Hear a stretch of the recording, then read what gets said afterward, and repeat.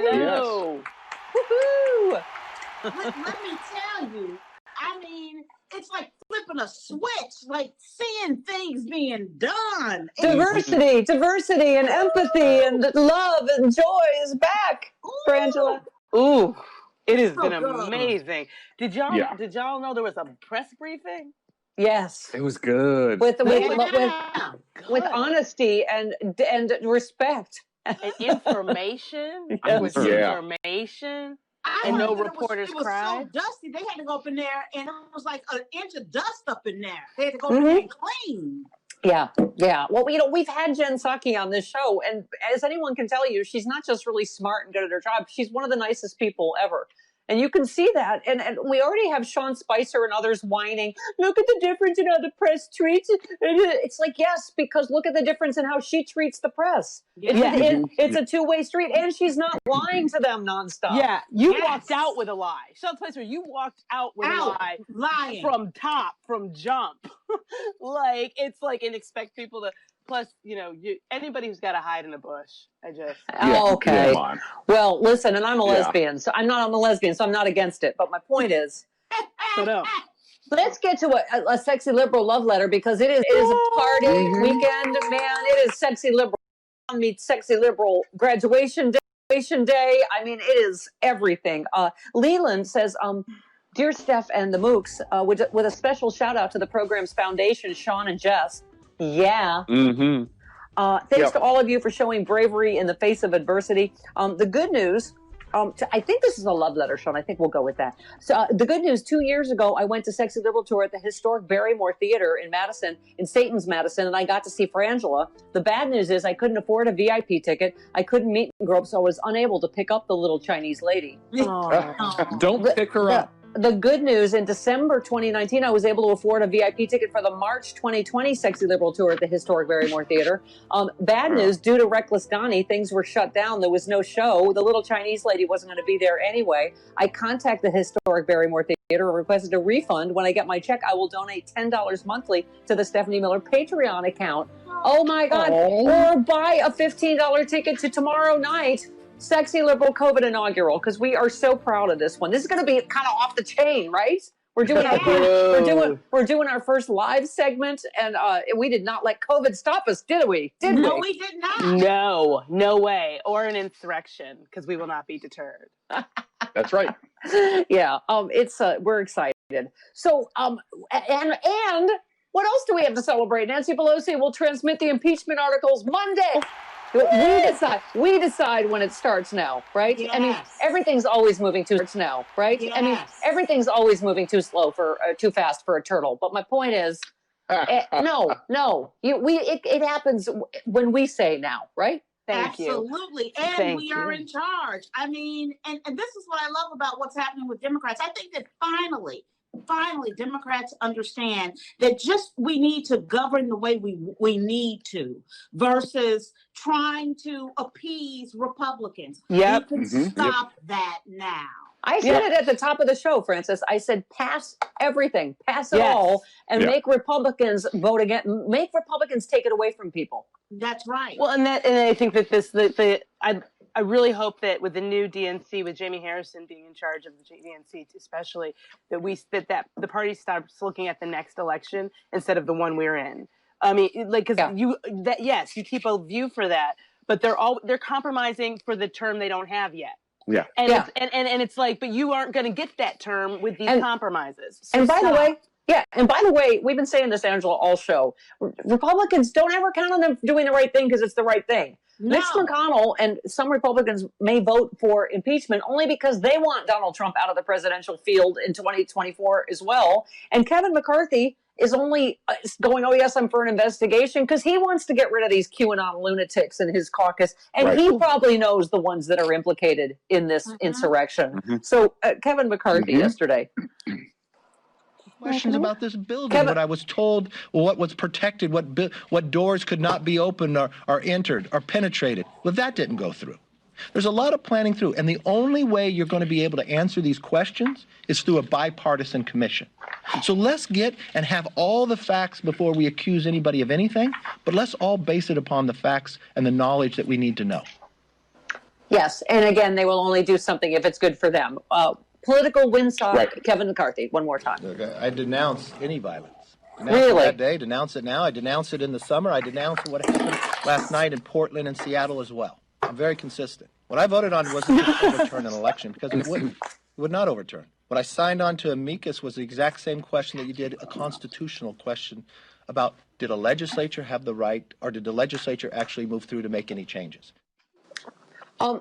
Anybody want to call BS on that? I mean, tons of it. First of all, I'm consistent. Nothing but utter. Yep. I mean, okay.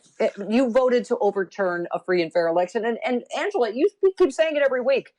You voted to overturn the votes of Black people. Let's stop putting any kind of gloss on it. Yeah. Right? It's absolutely. I don't need to hear about your love of democracy when you literally are still saying that there's something questionable about Black people voting.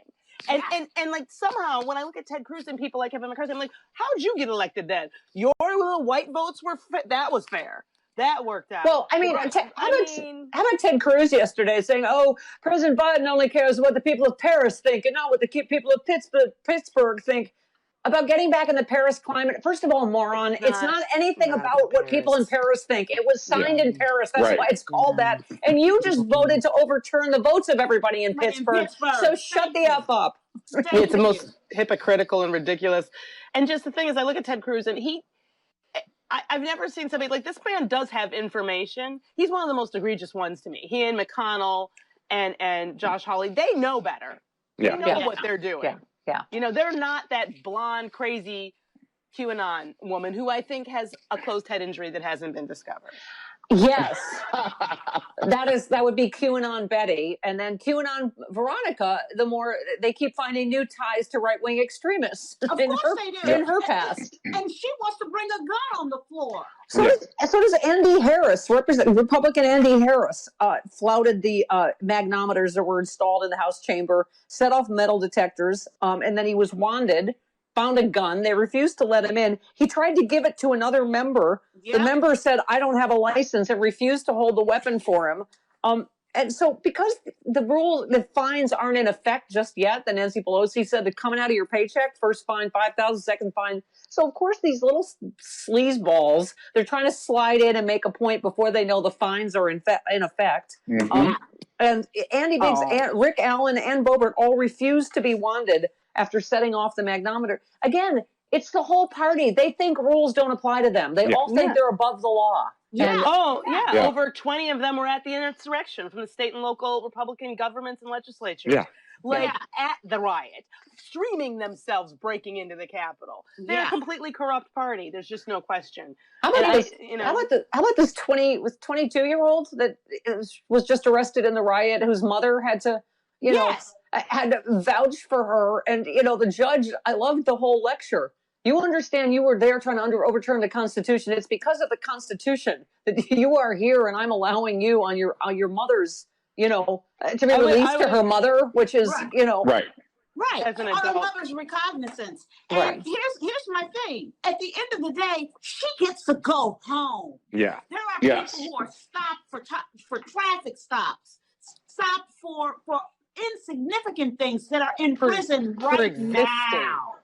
Yeah. No, and who are dead. Be clear that that's the only thing missing from that judge's rebuke is the two things that are allowing you seditious, law-breaking lady, to sit here in front of me are your whiteness and the Constitution. Yeah. Because there's no way, if that crowd had been Black men and a smattering of Black women, that any of us would be alive. Mm-hmm. Right. That's right. And there would have been thousands of people arrested. And dead. Not 52. Dead. We can't drive our cars, walk down the street, or sleep in our own homes without being shot. Yeah. And these people think that I felt like I read it and I was, I'm glad the judge was giving her this constitutional lesson. But on the other hand, I'm like, why don't you take a look around you? And how many times in your courtroom have you done that with a Black person, given them a lesson and sent them home with their mother? Yeah. I'm gonna go out on a limb here and say I'm guessing none. Yeah. And what percentage of those loser rioters live with their mother and they're like 40, 50? It's not important. Okay. Mm-hmm. But what have I been saying? I have been telling you people this since the beginning of Trumpism. His actual base, They don't have jobs. They don't have money. And I don't mean that as an insult. I mean that the weirdness about his base is they are very poor, don't have access to things, are heavily dependent on the system in ways that I think the system is there for. I'm not against that. But like they are living this, they can't vote, a lot of them. Like I think a lot of these people are felons. Like it's it's just not a good bait. Like, and Angela, I said the same thing about first of all, why do we hear only good things about white people that get killed when they commit a crime like this?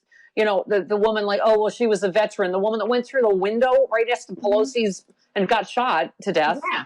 I mean, whereas we hear like, oh, Trayvon smoked pot. I mean, it is amazing. It's like, well, thank you for your service, but you're a criminal that was breaking into the second in the line to the presidencies. You were feet away from. Yes. And like I said, Breonna Taylor got shot sleeping in her bed. Like, there's just nothing went wrong there. Nobody's been charged with anything. Nothing. That was a complete carriage of the right police procedure. You can hold a black man by his T-shirt, shoot him in the back 7 times, and that's proper police procedure.